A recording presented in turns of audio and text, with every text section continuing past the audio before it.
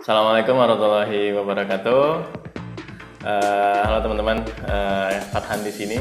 Kita sekarang lagi sama Bro Agis. Siap, Bang Fatan. Apa kabar, Bro? Alhamdulillah sehat. Ya, sehat. Oke, jadi segmen ini kita namakan segmen masih muda gitu ya. Jadi insya Allah akan banyak bahas mengenai teman-teman yang kiprahnya sudah luar biasa.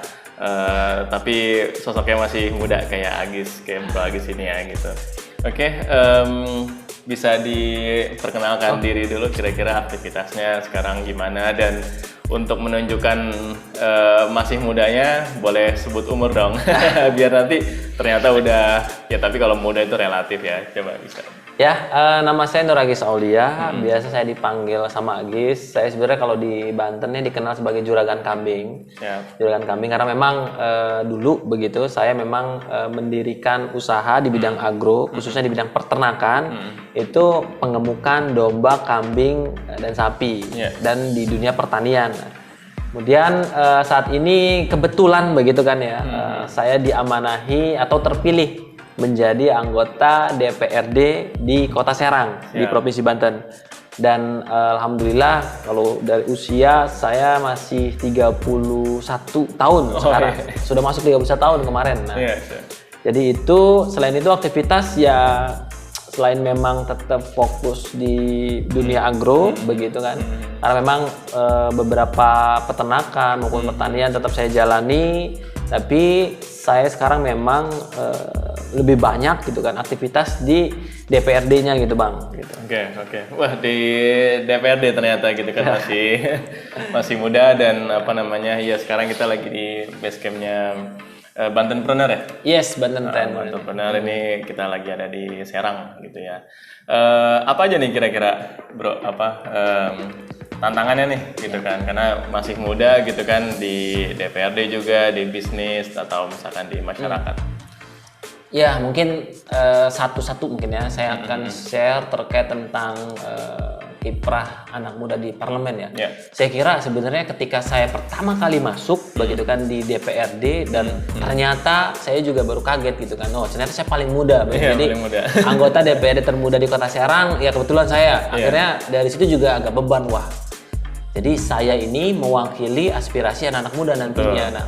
Nah, yang menjadi tantangan sebenarnya ya, yang pertama gitu kan, ketika memang masih muda, kadang ketika saya melihat sesuatu yang kayaknya ini nggak efisien, kayaknya ini perlu inovasi, kayaknya perlu kreativitas begitu kan, kayaknya perlu diubah dan segala macam begitu. Nah itu sih apa namanya kelebihannya, tapi kekurangannya adalah gitu kan ya, ternyata sebagian besar karena memang senior ya 40 tahun 45 tahun ke atas, nah yang ternyata memang sulit untuk kemudian bagaimana saya meyakini bahwasanya ini cara lama, ini kemudian sudah tidak tidak efektif lagi lah kalau kita pakai segala macam. Nah ini yang menjadi tantangan sebenarnya. Nah makanya kemudian saya mulai belajar bagaimana kemudian saya bisa masuk gitu kan kepada senior saya di anggota DPRD begitu. Nah makanya ini yang memang jadi tantangan di awal. Tantangan banget ya. Gimana meyakinkan bahwa anak-anak muda itu ya sebenarnya bisa berkiprah. Nah betul. Mungkin ya banyak lah gitu kan, misalkan bapak-bapak atau ibu-ibu yang sudah muda tapi akhir gitu ya. Dan ini yang paling penting ya. Jadi saya baru paham kenapa kemudian aspirasi anak muda gitu kan ya, aspirasi anak muda, ide-ide anak muda itu tidak banyak terrealisasikan dalam sebuah pemerintahan daerah gitu ya. Karena apa? Karena tadi tidak ada yang mengawal, bukan hanya mengawal, tapi bagaimana mengeksekusi gitu ya. Mengeksekusi dalam bentuk perencanaan daerah, penganggaran, termasuk dalam hal legislasi peraturan daerahnya yang mendukung untuk aspirasi anak muda itu real teraktualisasi. Nah, saya baru paham, oh iya, karena tadi ketika tidak ada anak muda di dalam parlemen, itu juga akan sangat-sangat merugikan anak muda itu sendiri.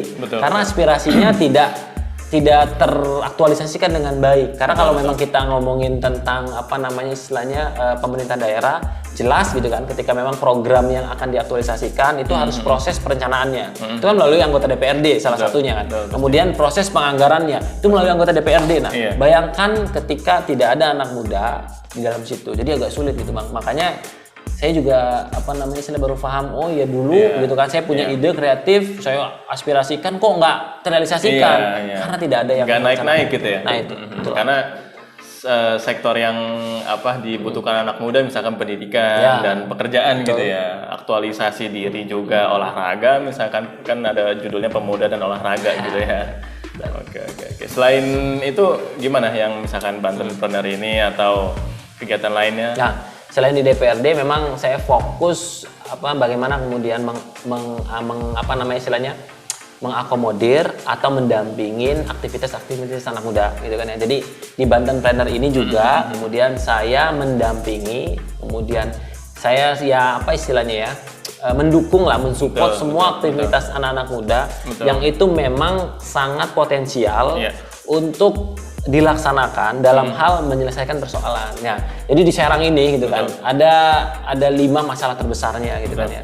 Kalau menurut riset yang pertama tentang sampah, pengangguran, kemudian infrastruktur, kemudian pelayanan publiknya gitu kan. Dan yang terakhir itu persoalan tentang kinerja aparatnya.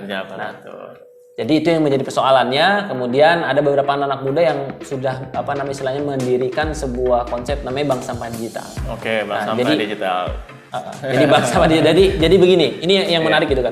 Karena di Serang ini persoalan tentang sampah itu luar biasa, tidak terpecahkan sejak lama begitunya. Dan ternyata semua yang dilakukan oleh Pemkot begitu kan sifatnya kayak pemadam kebakaran. Misalkan ada tumpukan sampah kemudian di segala. Ternyata setelah diriset, persoalan utama masyarakat tentang sampah di Kota Serang ini adalah kesadaran. Jadi tingkat kesadaran masyarakat yang masih rendah. Nah, selama ini di Pemkot pemerintah daerah itu masih kurang kurang banyak gitu untuk melakukan penyadaran itu. Gitu. Makanya adanya Bank Sampah Digital ini menarik begitu. Karena apa? Karena dia ikut serta dalam hal penyadaran masyarakat itu sendiri untuk penanggung jawab sampah. Karena begini, kalau di Kota Serang itu kalau urusan sampah itu tanggung jawab tukang sampah. Betul. Ini ada tukang sampah, ini ada dinas LH begitu. Nah, padahal sampah itu tanggung jawab semuanya.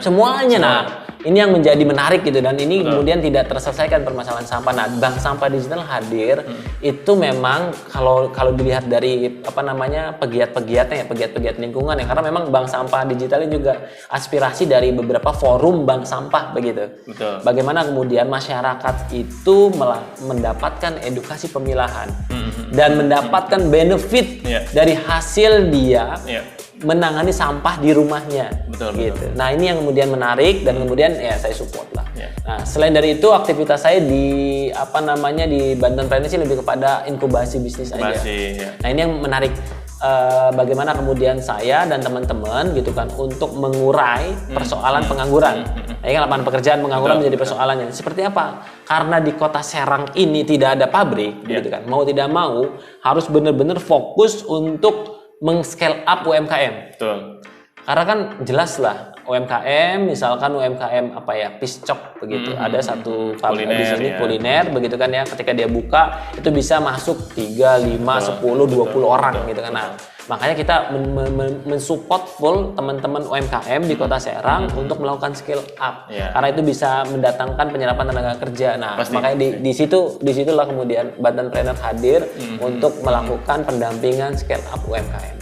Nah, itu saya support aja lah. Betul. Ya, jadi kayak kalau misalkan kita ngomongin sampah tadi, sebenarnya sampah itu kan konotasinya udah jelek ya. Padahal misalkan dilihat dari misalkan ini gitu kan yang kita lagi dudukin ini kan berarti ada proses kreatifnya. Tadinya tong bekas gitu kan, ini juga palit-palit kayu bekas yang sebenarnya masih punya nilai ekonominya ya. Apalagi sekarang tadi ada Bank Sampah Digital itu dengan teknologi semua jadi mudah gitu ya. Kita juga mau ngapain semuanya udah di gadget gitu ya, udah nggak ada kendala lah, apalagi kita masih anak muda kayak gitu. Sebenarnya kalau yang ngelihat dari Bantenpreneur ini bisa disebut sebagai Palo Alto-nya Banten, gimana? Palo Alto Silicon Valley. Kalau di California gitu kan, itu di Jalan Palo Alto gitu kan, di dekat Stanford juga gitu tuh ada. Nah, ini mungkin kira-kira nanti arahnya ke situ ya. Kurang lebih jadi kita memfasilitasi teman-teman anak muda khususnya di Kota Serang ini yang memiliki istilahnya startup yang kemudian itu bisa kita dampingin, kita inkubasi untuk kemudian bisa scale up sehingga bisa mengatasi persoalan yang ada di Kota Serang. Kemudian juga ini bisa menjadi sebuah bisnis yang potensial gitu kan. Nah, itu sih sebenarnya, makanya di sini ada bank sampah digital, nanti ada oleh-oleh dari Banten.com, ada Banten Food Station, ada pesantren properti, kemudian ada Veritrust LPK. Nah, ini sebenarnya kita berkolaborasi aja dan ini kalau saya secara pribadi gitu kan mensupport semua kegiatan teman-teman semua yang ada di sini. Karena saya kira tadi potensinya luar biasa anak muda Kota Serang yang perlu perlu inkubasi lah, perlu pendampingan secara kontinu, kemudian perlu support secara maksimal sehingga ide kreativitasnya bisa teraktualisasikan. Yang paling penting adalah goalnya adalah ke depan bisa jadi solusi atas persoalan-persoalan yang ada di Kota Serang. Nah ini lah. Gitu. Sebenarnya di seluruh Indonesia ya teman-teman ya. Di tempat gue tinggal atau misalkan di tempat teman-teman tinggal gitu, dimanapun teman-teman berada misalkan itu ya mulai dari tadi sampah gitu kan, pekerjaan, pengangguran, pendidikan, semuanya itu umum ya. Sebenarnya umum semuanya terjadi gitu ya, dan itu animonya tinggi ya. Betul.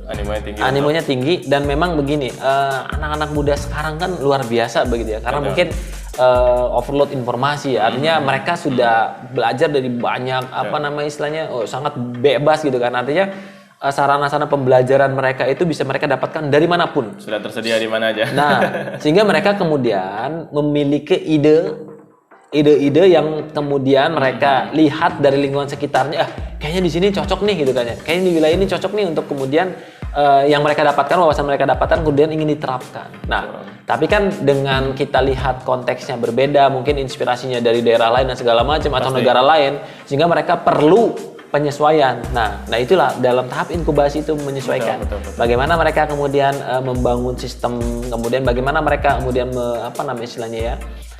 merekrut SDM, membangun SDM-nya dan hal-hal yang memang itu mendukung mereka untuk kemudian bisa menerapkan apa yang menjadi idenya. Ya, dan biar bisa terrealisasi dan terlaksana dalam jangka panjang. Nah, itu dia. Sustainable, berkelanjutan. Makanya pentingnya inkubasi itu ya supaya ini bukan cuma asal lagi happening sana gitu kan, lagi rame Nah, padahal banyak hal gitu yang kemudian terlupakan sehingga kemudian tidak bertahan lama. Oke, cukup jelas teman-teman untuk bahasan dari Bro Agis gitu ya. Terima kasih. Oke, siap. Thank you, Bang Fatan. Nanti kita sambung-sambung lagi kalau misalkan kita akan membahas mengenai spesifik sampah digitalnya, atau misalkan nanti Bantenpreneur kita mampir-mampir lagi. Siap. Oke teman-teman, sampai jumpa di episode berikutnya. Assalamualaikum warahmatullahi wabarakatuh. Oke, gitu aja.